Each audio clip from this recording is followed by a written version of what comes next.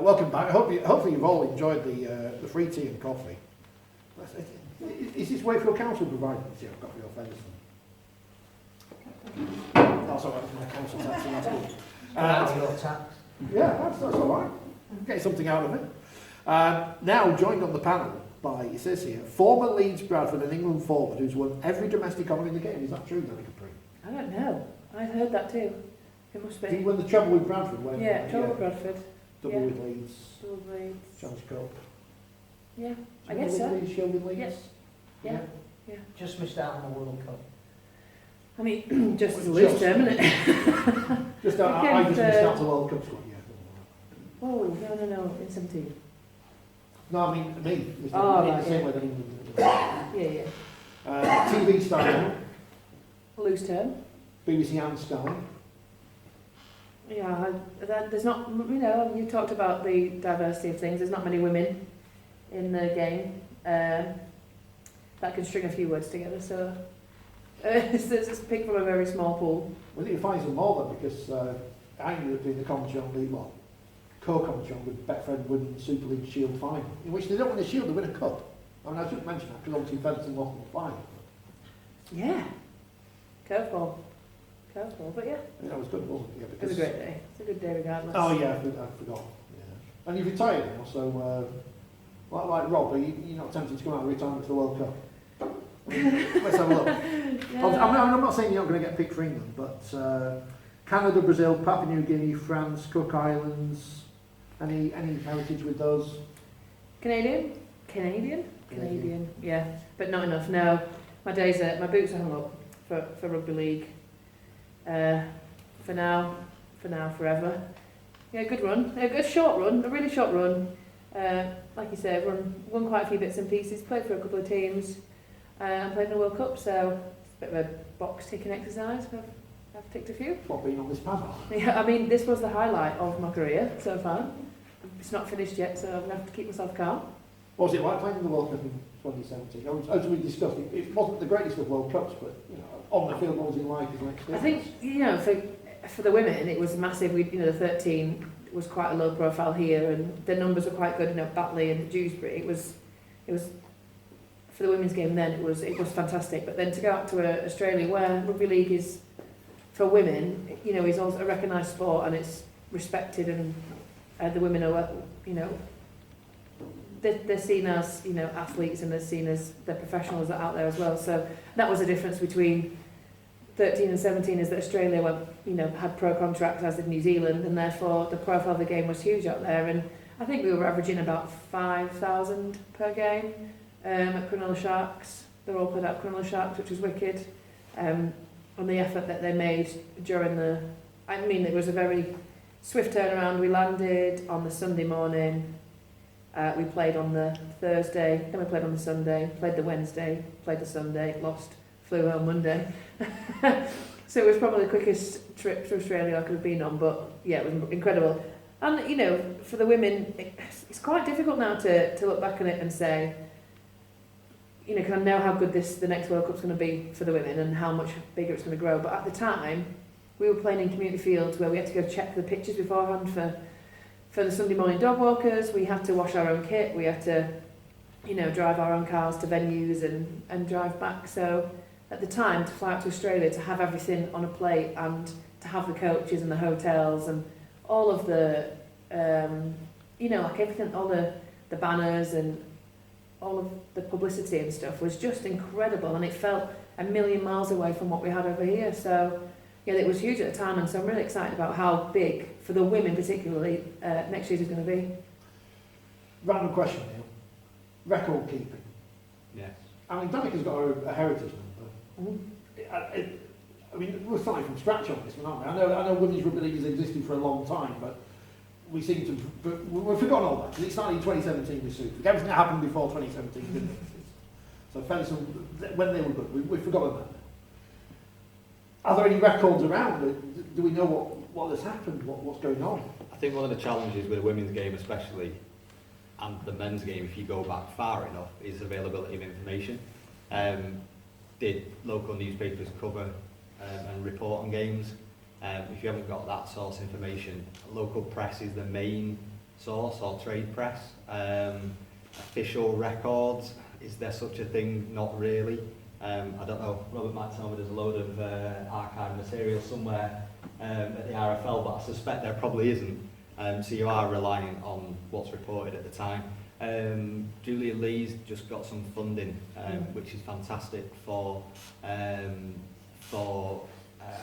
a heritage project to kind of celebrate the women's game, which is brilliant and is linked with the great work at Heritage Key and the Huddersfield University archive there.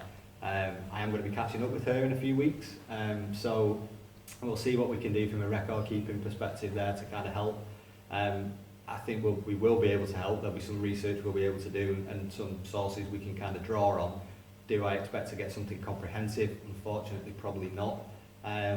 It's not too far back though, so there will be people that's involved. So you might expect a call. We might see what you've got scribbled down anywhere. But yeah, typically players don't keep their own records of stuff. So you know that you can try and tap into that sort of thing. But you're very much piecing the jigsaw together, I think, on any record keeping. But probably the women's game will be a challenge, I suspect. Money. It's a big thing. You've obviously not been paid in your career, have you? No. A handful of players may have been. No, there's not payment. There's Oh, that's just a story I was told about. yeah. I mean, there's lots of stories at the minute, but there are some girls that are paid expenses at now, which sounds really minor, but that's massive. You know, just fuel expenses or match day fees or whatever it might be. So that we are moving in the right direction. The women are going to be paid for the World Cup. They were paid for the World Nines. They were paid a token amount to go out to Papua New Guinea, I think. It would have been a leg of mutton back in the day, wasn't it, Tony? Yeah. Legs of mutton or cloth for suits. That's another way of getting around the amateur regulations. Yeah, it would, Win would some be cloth, make a suit out of it. I would have been happy with that. It's funny, isn't it? Because for me, it's that cliche thing of it wasn't an elite sport or it wasn't a professional sport, and it isn't now. And that kind of is the beauty of it a little bit, I think, is that we're willing to push the elite status and work hard for it. You know, I retired mainly because I can't keep up with what's needed in the elite status and the training and the commitment that they need, you know, 3 times a week, plus 4 extra gym sessions, plus nutrition and everything that the men get, we also get it, especially elites. But the expectation is that you still train up to 30 hours a week, which I just can't, with a full-time job, commit to, which is one of the other reasons where I have to leave it to the younger girls who are students and who don't work that much. So, but it's the beauty of it, and they are working really hard, and it will be a lovely day when there are some, even semi-pro contracts going out there, even if it's just the England girls or whatever it might be, but there is something quite nice about the fact that the girls are willing to work that hard. Oh, we said, Robert, about diversity in the first half, and I guess in terms of growing the game, women's game, wheelchair game, are the 2 big growth areas at the moment.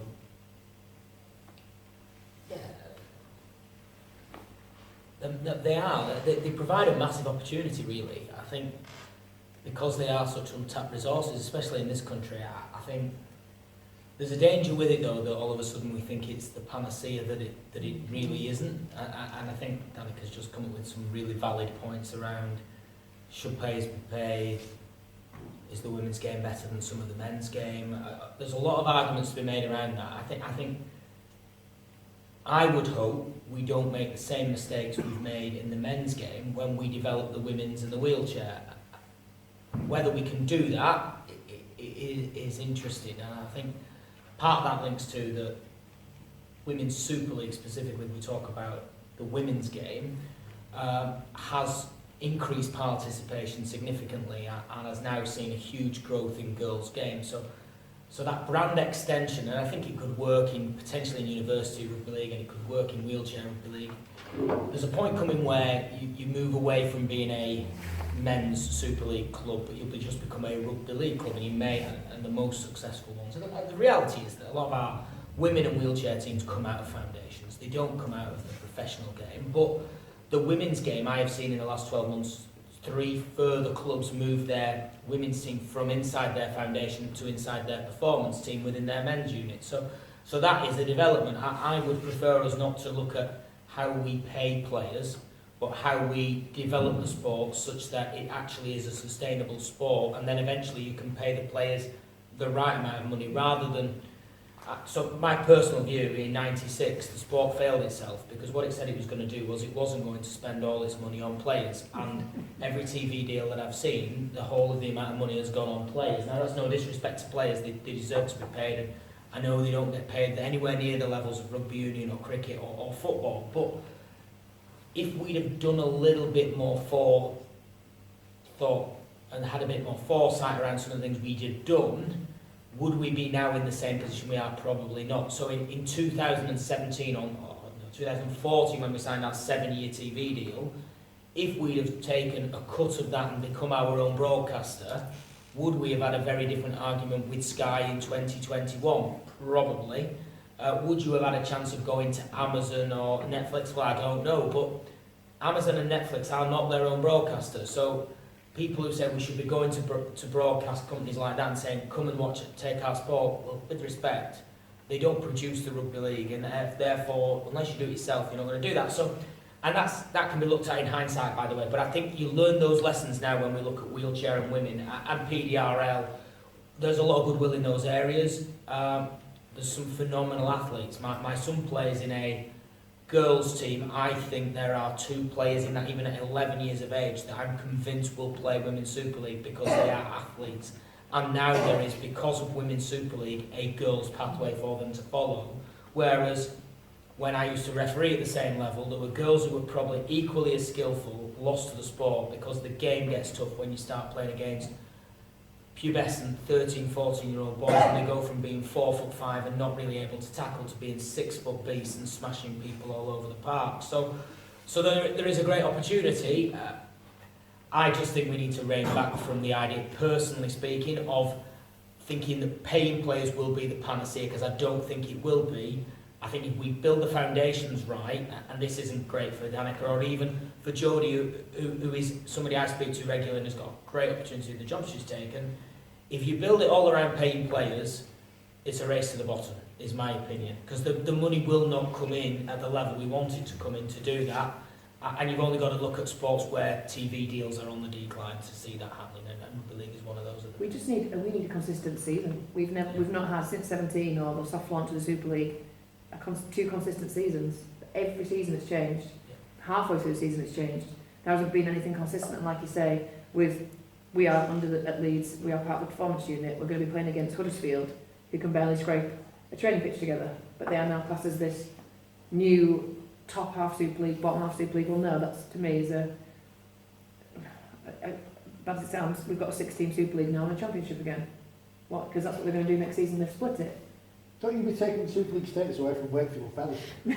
I think the counter argument to that would be that if you'd have left all 12 teams in a division, would you have lost a significant number of those players? Because the reality is, at the minute, there are 3 exceptional sides, well, 2 exceptional sides, 2 decent sides, and then 4 in the middle, and then a couple at the bottom who are really struggling. And are you not better trying to put them into groups where we could argue about player welfare, by the way, putting those lesser athletes against the stronger athletes? I don't know. I don't think there's a perfect solution to it, and I don't want to sound like Ralph when I say that, but I don't think there is a perfect solution, because... Do you know, there is. Do you know what it is? We've come along the elite status, which is phenomenal, and we're now, because I think it was 2 seasons ago, we were talking about disciplinary, and we'd seen red cards in the women's game, but then the next game they were playing, and there was nothing consistent. And then we've come elite, and now we're in line with the men, but yet none of our rules, but in terms of player transfers or the things we've seen, the demise of 2 or 3 clubs this season, because we've not got people cut up and leave.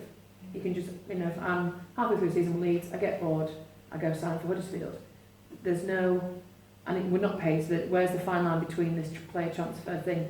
But you need to have consistent rules in order to make sure that we can build the squads, we can build the teams. And if you do want to leave or you do want to transfer, there has to be a certain time frame in which to do that, rather than, so Bradford at the minute are basically saying, look, we'll offer you free PT, or we'll offer you, through Jordan Lilly because he's linked to the club. So you have to go all the way back down to where do you want the women's game to sit? Do you want us to be in the elite category alongside the men? Well, therefore, we have to have that they have to have the same structure as that, despite the pay, or because we're not bothered about the pay. That's the ironic thing. The women, it's nice. Give me 50 quid for my fuel or whatever the week. You know, that'd be lovely. But nobody's actually in the women game bothered about it. We just want the consistency to know exactly A, that the teams are safe, so we can build and play. And B, the only prerequisite this year has been medical. We have to have a doctor at the game. So 4 games have been cancelled because there's been no doctor available. I think that was my fault because I was going to be older for those games. Oh, well then, well you probably need to get a medical degree then, don't you? I think there's two other issues though when you come to the women's game in the wheelchair, and it'd be very interesting to get a historical perspective from Tony on it. What we have the chance to do is firstly, from a narrative, tell some really good stories. We're not great at promoting the personalities of the sport, and even going back to the, you know, what Kevin's just done, Ellery Hamley was one of the people that was asked to comment on what he's done, and with the greatest respect to Ellery and the status that he's got in the game, he's 2 generations before. Whilst there are plenty of people that could have endorsed what Kevin was doing, clearly the BBC or whoever it was felt that they didn't have a big enough profile, or certainly as big as Ellery. So I think with the women's and the wheelchair, we do have a real opportunity to build personalities. You know, Nathan's just been fantastically nominated for the Golden Boot long list. The fact that he's on it, stories can be told about him now. Who is he? You know, why does he always play well in the big games and get man of the match? Comes off the bench and changes games. You can tell a story. The back stories are great. Yeah. So I think there's that narrative which is very important in the way the media is these days. It's really fractured. John will probably confirm that it's very hard to get stories out there unless you've got, you know, something more than they played well on that given fixture. I think the other thing is geography. And clearly we talked about Northern Powerhouse. We talked about you know, the formation of the sport came out of another sport, but it was called Northern Union because it was played in the north, and expansion and or growth, whatever you want to call it, has never been successfully done, which is possibly down to lack of resource. But what we have got at the moment, which I think is quite encouraging, is a women's Super League in the south. And arguably there's going to be more talent in the Midlands and south of England to call in a shorter space of time than there is in the north. I think it's the same with wheelchair that Nathan was saying the other week when we were talking, that Martin Cloyd's already got a plan for wheelchair rugby league that is 4 divisions of 10 teams across the country. It's not going to be restricted, because once you see it, you know, you're as likely to get a team in Bristol as you are in Sheffield. So I think that there are some really... Robert's clearly right that you can't run before you can walk. But what you have got is probably a wider canvas to paint on. I think the challenge you've got is the reality of the sport.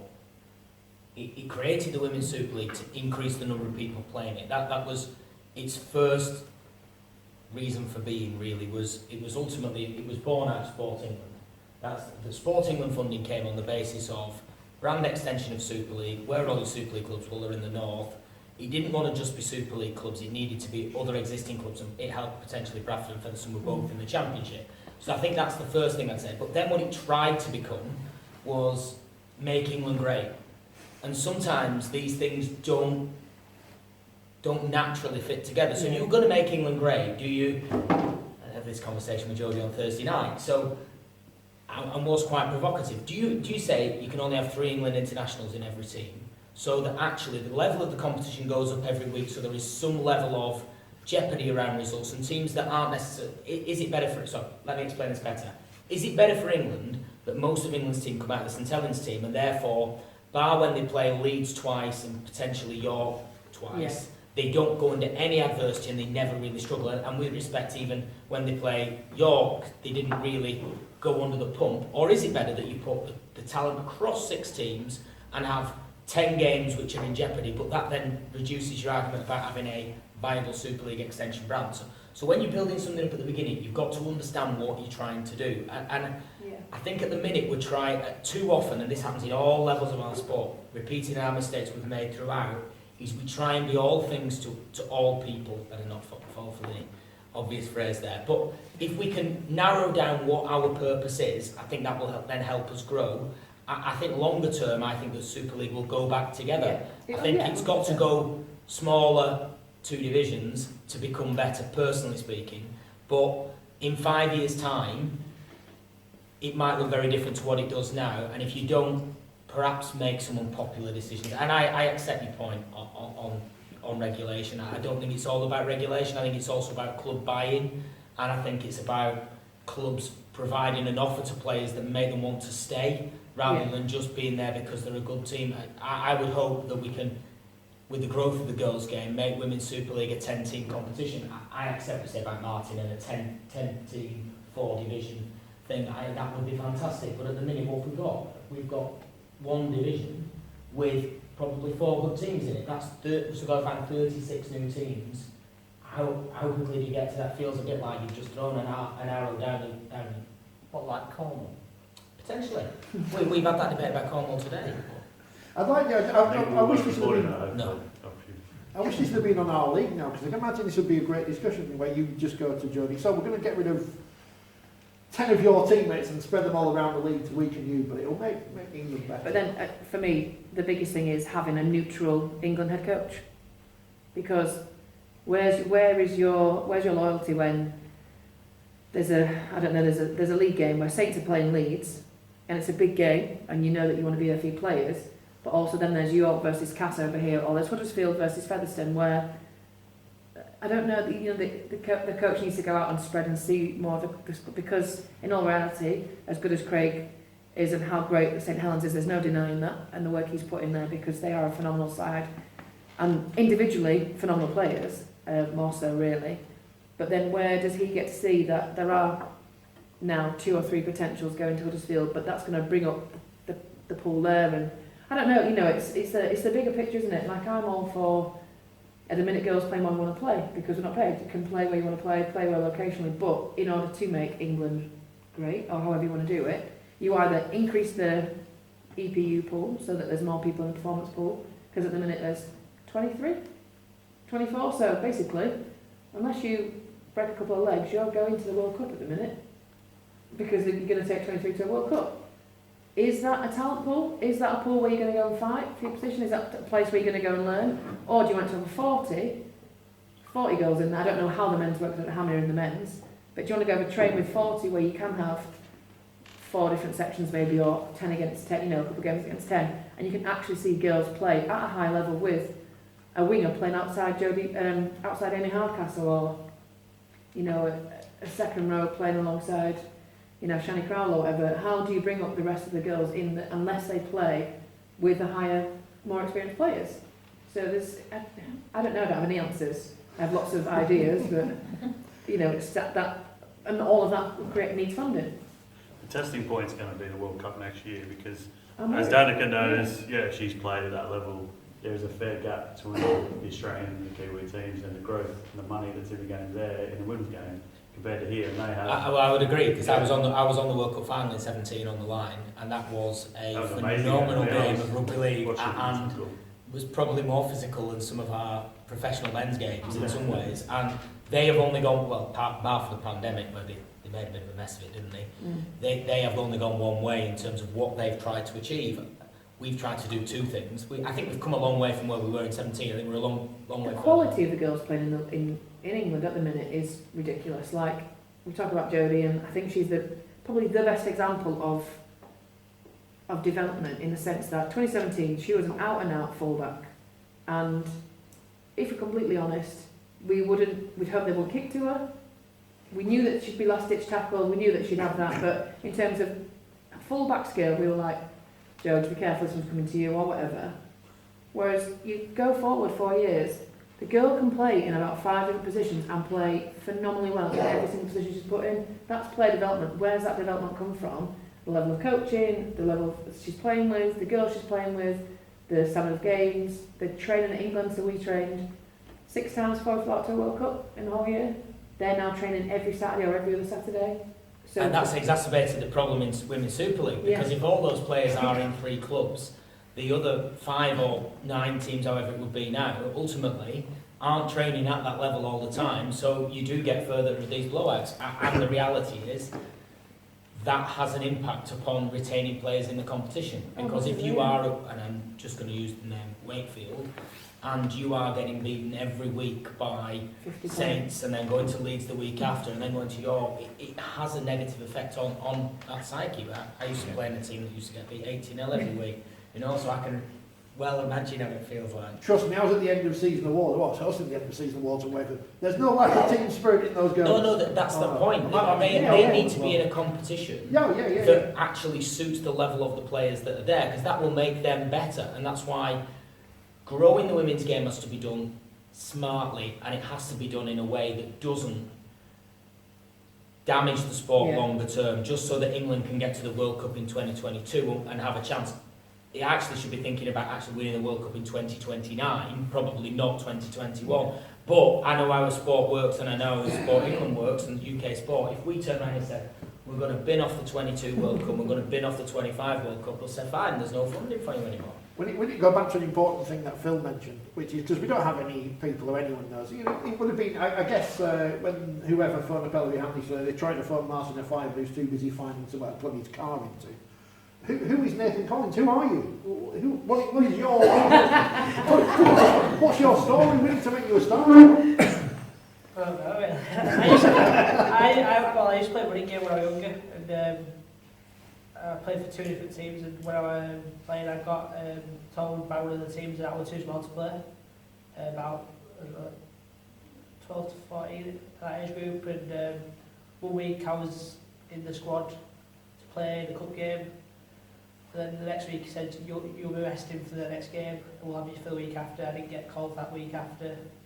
And then, didn't get invited back, so I moved teams. And then this was when I was playing the wheelchair game at this time. Once I moved back to my old team that I first started at, I played there for a couple of years, but then I just wanted to focus on the wheelchair side of it mostly. And now you obviously won the double with Leeds this year, Challenge Cup and treble, sorry. All Leeds success. Win everything. Obviously, and starred in the Test series against France. Where do you see the wheelchair game going in the future? We talked about how the women's game is growing, but it seems that spotlight has almost now been thrust onto the wheelchair game in the last 6 to 8 months. Yeah, hopefully we can grow a bit more. You know, all these TV coverage and stuff like that is hopefully growing the sport even more. So getting more fans in, if it's more fans that cover to play and stuff like that. So if we can get more people in playing, more teams playing, like I said before, Martin contract the 40 teams in.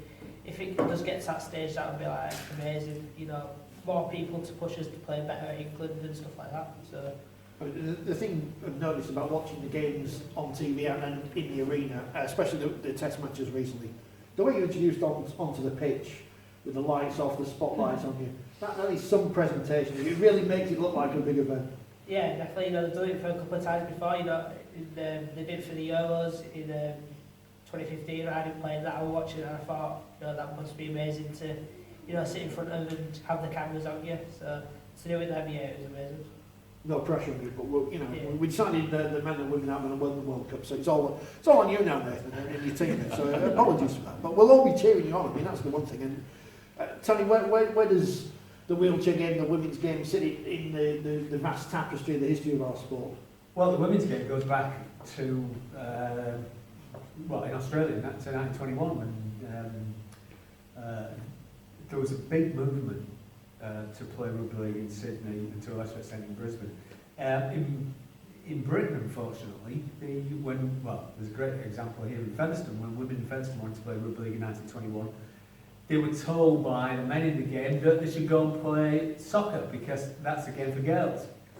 So in England, we were a long way behind. It wasn't until the 1950s that women actually started playing, and then into the 60s. But the other thing to bear in mind, going back to what you're talking to Neil about in terms of records, that there were Women's Lions big tour in the 1990s. I mean, this was a big thing, and Julia Lee's got a big grant from the Heritage Lottery Fund to rescue that history, promote that history, and celebrate that history over the next couple of years. So, this idea that everything started in 2017 is completely wrong. So a lot of people still around and established women's clubs in the 1980s. That was, if you like, the first wave of women's rugby. And wheelchair rugby, obviously it's much newer, but it's part of that tapestry of rugby league, in that people find a way to play the game. And I think the other thing that's going on, why it's so important, not just important because it's part of making the game more inclusive, but if you look at the world of sport all over the world, then where sport is making big strides forward in terms of participation and support, it's in women's sports and it's with disability sports. And we need to coin the phrase from ice hockey, we need to skate to where the puck is, rather than thinking about where we are today. And in 10 years' time, women's sport in all aspects will be absolutely massive. Disability sports will also be massive as well. So we need to, as Rob was saying, we need to get our structures in place now and figure out what we're doing. I think part of that is making sure we've got consistency so that people know where they are, know how the game is played, know what to expect when they start playing. And also to develop communities, because not everybody is going to follow the pathway to play for England, to play in World Cups. What happens when they decide, like when they decide to retire, what role they're going to play? So we've got a lot we can learn from the past and put the structures that learn the lessons, but are also based in communities, into the wheelchair game, into the women's game now, as it starts to develop. I'm going to ask John a big question, but a quick one, Danica, because this is a pointed question. Woman of Steel Award. Yep. Should we just name it after Andrea Dobson? So going back to the history of the women's game, I think it's really important that pre-2017 we know more about when Andrea Dobson is the stalwart, but you're looking back further at the Brenda Domacs, the Julie Lees and everything like that, and that it's a much bigger picture. So 2017, 2018 we signed, Leeds got this team together, they offered us everything, we're still part of the foundation, and I've got young girls like Caitlin Beavers and the young ones coming through, and it seems really menial, but in the changing rooms, you walk into your changing rooms for Leeds Rhinos, you've got your kit set up, which is just for us and for the girls beforehand, such a privilege, but the younger girls at 17, 18 at the time, it's a given. And there's no history for them, they don't know the history of the women's game, which is really sad. They don't know how hard and how tough people work to get a GB squad, to how to get an England squad, to go, I had to pay to go on my first England tour. I had to pay for the privilege to go and play for my country in France in 2015, which wasn't even that long ago. And it really frustrates me that Andrea Dobson is just one of the most phenomenal people I've ever played with and I've ever had the privilege of knowing, but it's even pre-Andrea that we need to go back to when, the woman of steel is woman of steel, the man of steel is man of steel, it's not after anybody. I only jumped on the bandwagon in 2017. Maybe the Challenge Cup, the woman of match, the woman of the game for the Challenge Cup maybe needs to be more Lance Todd-esque, but no, woman of steel is woman of steel, and it needs to, the history of the women's game is super important for the women at the minute who are playing it, who are a little bit overprivileged with what we do get. Just don't mention Harry Sunderland. Can we contribute? If you want, you can do whatever you want. I just want to, I feel very strongly about the history of the women's game and the people who hardly anyone knows about. Way back, late 1980s, I was chair of leisure at Wakefield Council, and I got some funding for a rugby league development officer. And while we were negotiating the funding, I went to watch a women's match at Halifax, and I just could not believe what I saw. There was a young lass there who reminded me of Ellery Hanley in the way she played. And I went back into the council offices and talked to my officers and said, this rugby league development officer ought to be getting the opportunities for women in the Wakefield district to play. And that led to Wakefield Panthers, which ironically is now the Featherstone team. But it was Lisa McIntosh. And I talked to people and hardly anyone's ever heard of Lisa McIntosh. She was a phenomenal player. And yet all our history of rugby league, you try and find a reference to Lisa McIntosh, and you'll be really struggling. So that is part of the history that desperately needs Julius Lee's work and other people's work to uncover and become part of our heritage, because players of that age, era, seem to have been completely forgotten about. This half has not necessarily gone as I expected. I think that's quite a common thing though, just building on that theme. I think we're very bad at telling, no offence to Tony, but widely telling our own history and our own stories. I was on Saturday, I played in the next league tournament, and after one of the other players who I didn't really know very well, he's from home Firth, he's a Leeds Rhinos fan, and we were talking about rugby league obviously, and we somehow got on to Adrian Morley, and he was sort of saying, is he the best player, and in my opinion, an English player that's played in the NRL? And I said, well, I'm a bit biased, but I think Malcolm Reilly, and he'd never heard of Malcolm Reilly, and he's a 27, 28-year-old person, and it's that kind of thing. And I think until a year or two ago, I never knew anything about Roy Francis, And in Australia particularly, most people think the game started in 1908. So there's just so many examples of that in the women's game, the men's game. I think it's quite a sad thing that we don't embrace our own history and celebrate the good things as well as acknowledge the bad things. But yeah, we are bad at doing that.